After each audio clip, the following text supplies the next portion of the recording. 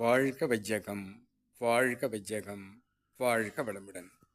குரு வாழ்க, குருவே துணை. அருள்நிதி பேராசிரியர் அன்பழகன் திருவண்ணாமலை. அனைத்து அன்புள்ளங்களுக்கும் வாழ்க வளமுடன். குருவின் நினைவில் நின்று குருவினது ஒரு கவியை நாம் சிந்திக்கிறோம். ஆரம்ப பயிற்சி அன்பர்கள் நிறைய பேர் உட்கார்ந்து தவம் செய்யும் கூட்டு தவத்தில் கலந்து கொள்ளும்போது அவர்களின் தவ ஆற்றலும் சேர்ந்து அந்த கூட்டு தவத்தில் கலந்து கொள்ளுகின்ற ஆரம்ப சாதகர்களின் ஆற்றலும் சிறிது சிறிதாக பெருகி வரும். வாழ்க வளமுடன். ஆரம்ப சாதகர்களுக்கு மிகவும் முக்கியம் கூட்டுதவம் என்பதை வலியுறுத்தும் வகையில் இக்கவியை குரு அவர்கள் தந்திருக்கிறார்கள். எந்த அளவுக்கு கூட்டு தவத்தில் அவர்கள் கலந்து கொள்கிறார்களோ அப்பொழுது அவர்களுக்கு ஆற்றல் கூடும்.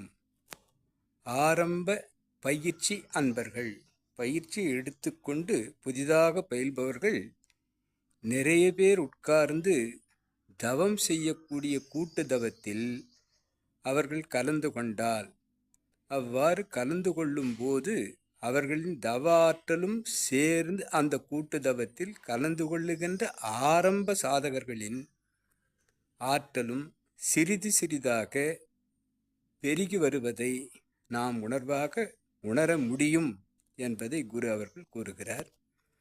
ஆக எந்த அளவுக்கு நாம் செல்ல வேண்டும் என்பதை கூறும்போது ஓரிடத்தில் உறைந்து இந்நிலையில் பழகிக்கொள்ள, உயிர் உடலில் இயங்கும் மட்டும் என்று குரு அவர்கள் கூறியிருப்பதை நாம் சிந்திக்கலாம்.